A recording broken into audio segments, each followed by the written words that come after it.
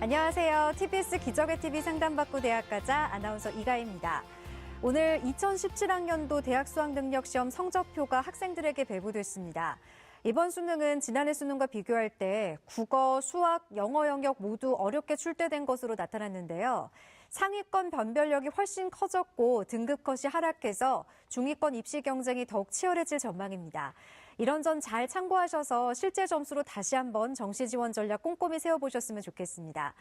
오늘도 3명의 수험생과 정시 집중 상담이 준비되어 있습니다. 최적의 입시 전략을 통해 많은 정보 얻어가셨으면 좋겠습니다.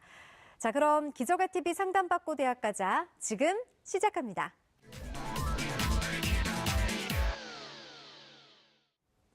기적의 TV 상담받고 대학 가자 오늘도 학생들을 위한 진학 상담 이어가 볼 텐데요. 먼저 진학 상담을 함께 해주실 전문가 선생님을 소개합니다.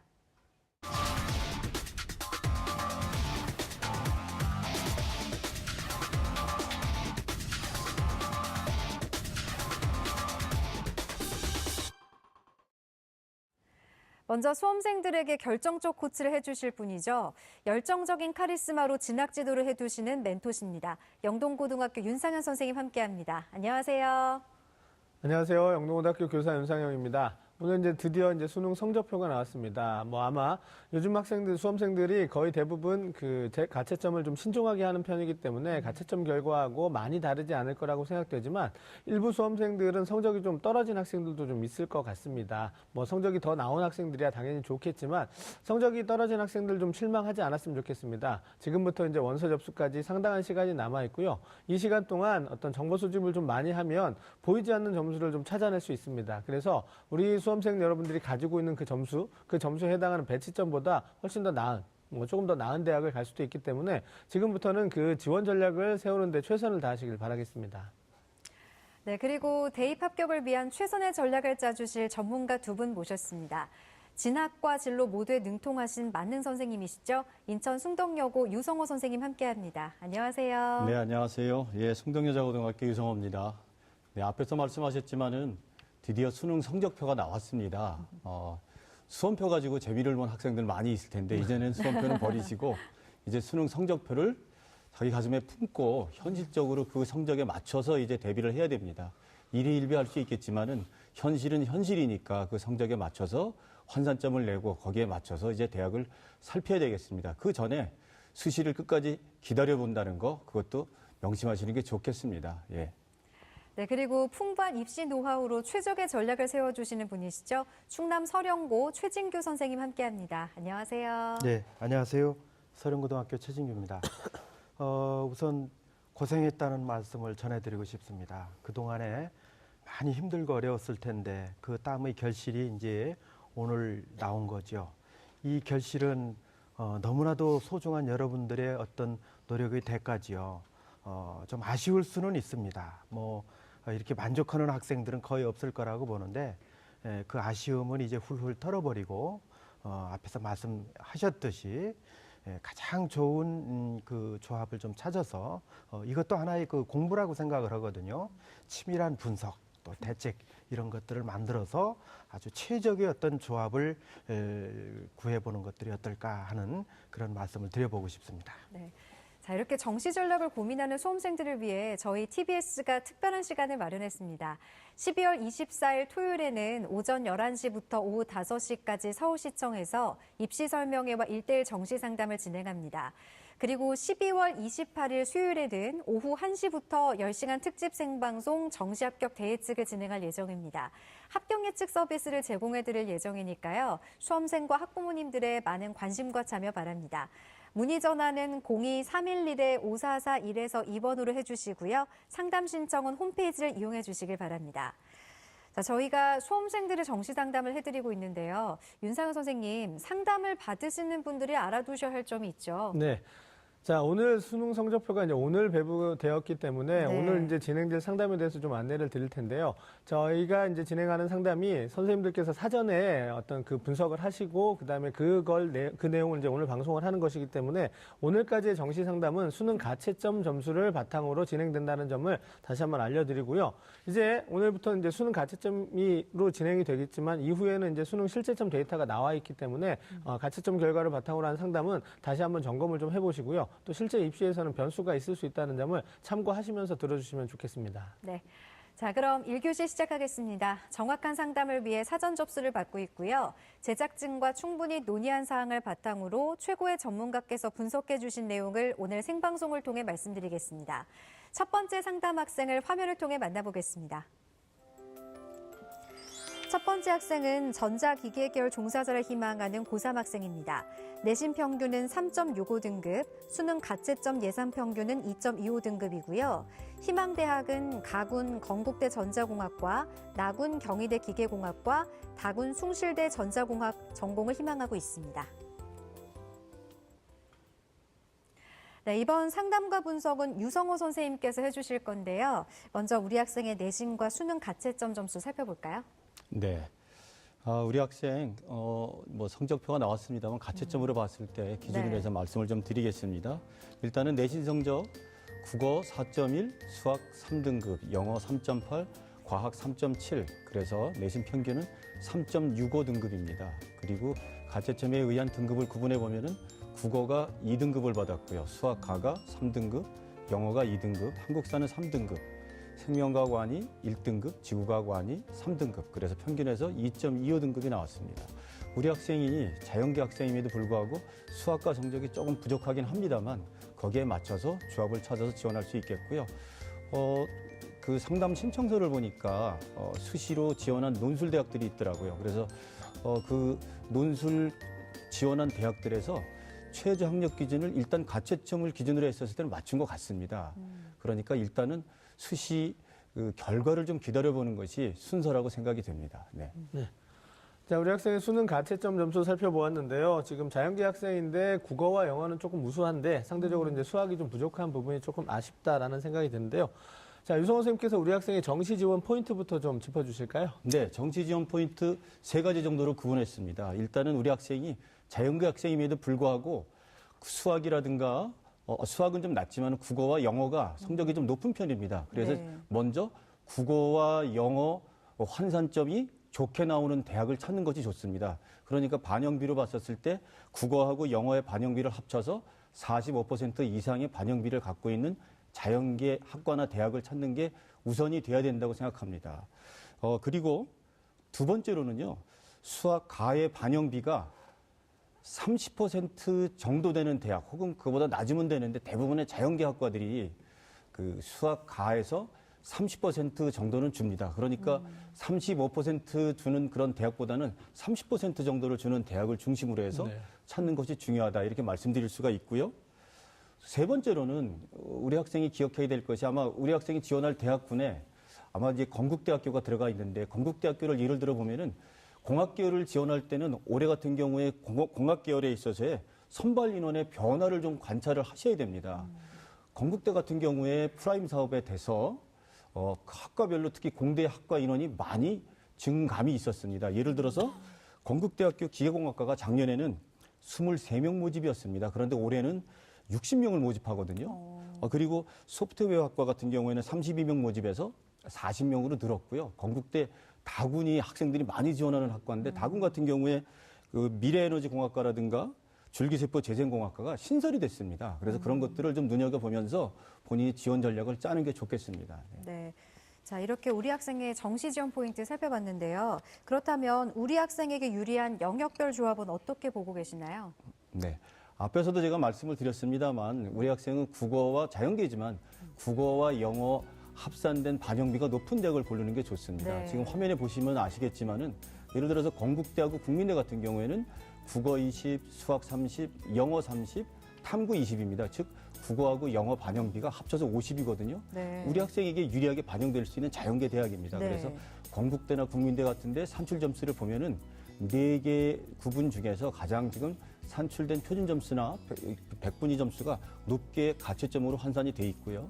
두 번째로는 이제 동국대나 인하대 아주대에 해당이 되는데 국어 20, 수학 30, 영어 25, 탐구 25. 그렇게 해서 여기도 마찬가지로 국어와 영어의 자연계 반영비가 45 정도가 되니까 이 학생에게 유리하게 반영이 되겠죠. 네. 자, 유성원 선생님께서 영역별 조합의 유불리에 대해서 좀 살펴주셨는데요. 저희가 이제 선생님들께서 상담을 하실 때, 이제 합격 가능성을 진단해 주실 때 상향, 적정, 안정 이렇게 세 가지 용어를 사용하실 텐데 그 용어에 대해서 이제 시청자분들이 혼란을 좀 겪지 않으시도록 화면을 통해서 간단하게 안내를 드리도록 하겠습니다.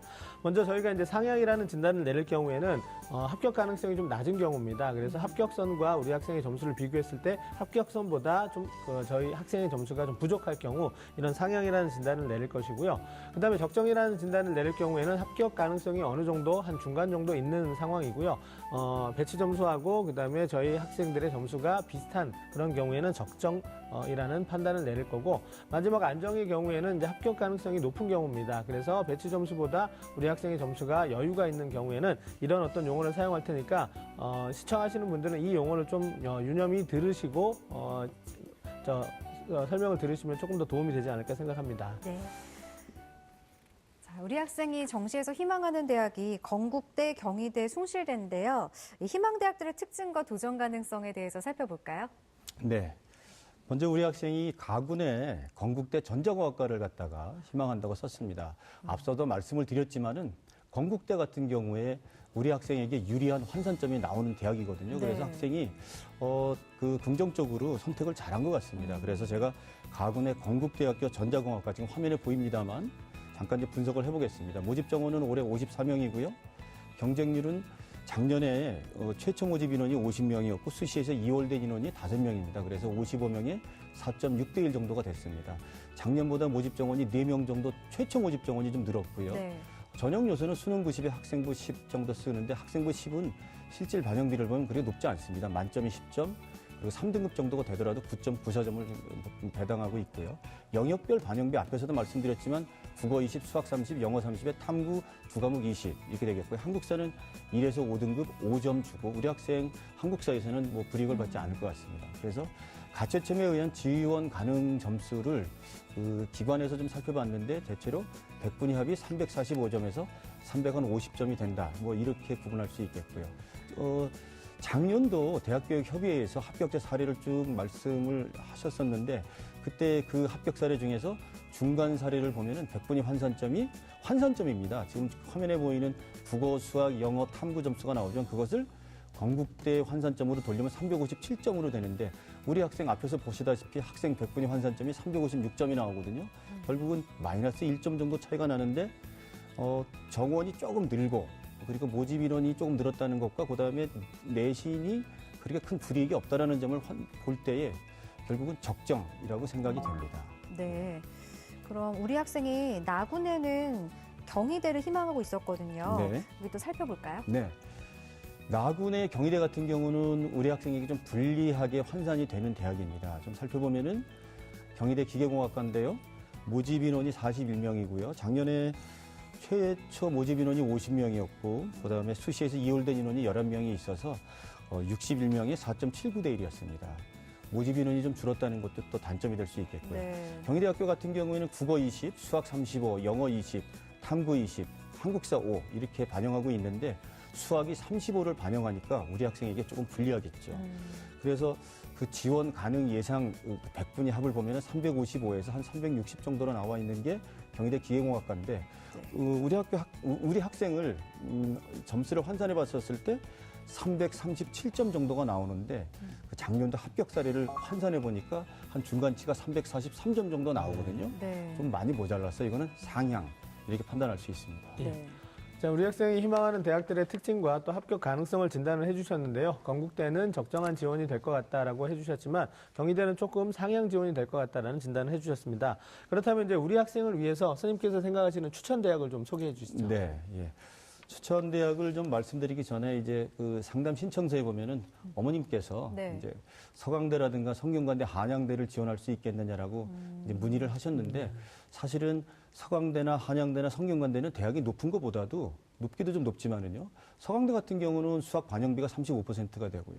그리고 성균관대나 한양대 같은 경우는 우리 학생에게 유리한 국어나 영어의 반영비가 40을 넘지 못합니다. 그래서 네. 우리 학생이 조금 불이익을 받을 것 같고, 그리고 예상되는 그 가채점으로 보는 그 지원 도전 점수도 조금 높게 형성이 되어 네네. 있습니다. 그래서 좀 무리가 될 거라는 느낌을 갖게 됩니다. 그래서 그 추천 대학을 가군과 나군과 다군으로 편성을 할 때에 축이 되는 대학은 결국은 앞서 유리하게 환산점이 되는 건국대나 그다음에 나와 있는 동국대라든가 네. 그다음에 뭐 인하대 이 정도를 중심으로 해서 편성을 좀 해봤습니다. 그래서 네네. 지금 화면에 보시면 뭐 아시겠지만은 가군 같은 경우에 적정으로 건국대 전자공학과나 나군에 또 건국대 항공우주정보시스템공학과를 넣었는데 가군의 안정으로 동국대 전자전기공학부가 있기 때문에 가군과 나군을 좀 건대와 동대를 섞어서 생각하면 좋겠고요. 네네네. 다군 같은 데는 안정으로 숭실대를 넣고 인하대 전자공학과를 적정으로 가면 어떨까 이렇게 좀 만들어 봤습니다. 네. 이 추천 대학 중에 자세히 살펴볼 대학은 어떤 대학인가요? 일단은 가군의 동국대 전자전기공학부를 좀 살펴보고 싶습니다. 네. 예. 이 학과는 모집 인원이 75명입니다. 작년도 같은 경우에는 모집 인원이 85명이었는데 경쟁률이 4.6대 1 됐거든요. 모집 인원이 조금 줄었습니다. 네. 전형 요소는 수능 100으로 하고요. 영역별 반영비는 국어 20, 수학 30, 영어 25, 탐구 25. 우리 학생에게 불리하지 않습니다. 국어하고 영어가 합이 45 정도가 네네네. 나오니까요. 그리고 한국사는 1에서 3등급까지 6점이니까 불이익은 없고요. 지원 전략으로 들어가서 보면은 작년도 합격자 사례의 중간 사례 점수가 환산해 보면은 338 정도가 나옵니다. 여기 화면에 보시면은 국어에서 탐구까지 점수가 있는데 그걸 동국대로 환산하면 338 정도가 나오는데 우리 학생 환산해 보니까 356으로 환산이 되거든요. 네. 결국은 점수 차이가 많이 나서 여기는 안정이다. 이렇게 말씀드릴 수가 있고요. 네. 나군은 어떤 대학을 보면 좋을까요? 나군 같은 경우는 아까도 유리한 대학 중에 하나인 건국대입니다. 건국대는 항공우주정보시스템공학과를 추천하는데 모집 인원 19명입니다. 작년도에 모집 인원이 20명에 수시에서 2월된 인원이 3명 있었습니다. 그래서 23명이 5.35대 1이었는데 올해는 19명으로 1명 줄었죠. 최초 모집 인원이. 전형 요소는 수능 90에 학생부 10입니다. 그리고 영역별 반영비 앞서도 말씀드렸지만 국어 20에 수학 30, 영어 30, 탐구 20, 국어와 영어의 반영비가 높게 반영되고 있습니다. 한국사 불이익이 없고요. 네. 지원 전략으로 봤을 때 우리 학생 환산점 대비 학생의 100분위 환산점이 넉넉하게 있기 때문에 여기 적정이다라고 말씀드릴 수가 있습니다. 네. 윤상현 선생님께서도 우리 학생의 성적을 보셨는데 네. 우리 학생에게 정시 전략에 대한 조언해 주실까요? 네. 우리 학생 지금 수능 영역별 반영 비율을 고려했을 때 가장 좋은 조합은 동일 비율입니다. 이제 동일 비율 했을 때보다 환산했을 때 조금씩이라도 좀 빠지고 있거든요. 그 이유는 이제 앞서도 선생님께서 말씀해 주셨지만 우리 학생의 수학 성적이 조금 부족한 편입니다. 따라서 우리 학생이 그냥 액면으로 나와 있는 점수보다는 반드시 환산을 해야 된다는 거. 자기가 지원하고자 하는 대학의 어떤 영역별 반영 비율을 고려한 환산 점수를 통해서 지원 전략을 좀 세워야 된다는 부분이고요. 그다음에 과탐 같은 경우도 이제 편차가 있어서 한 과목은 상당히 좋은데 한 과목은 좀 부족합니다. 그래서 이제 한 과목을 반영하는 대학을 선택하면 좋을 것 같지만 사실 우리 학생이 지원할 수 있는 대학 중에는 한 과목을 반영하는 대학을 좀 찾기가 어렵습니다. 따라서 네. 그 부족했던 과목이 결국은 탐구의 전체 성적을 좀 끌어내릴 수 있다는 부분.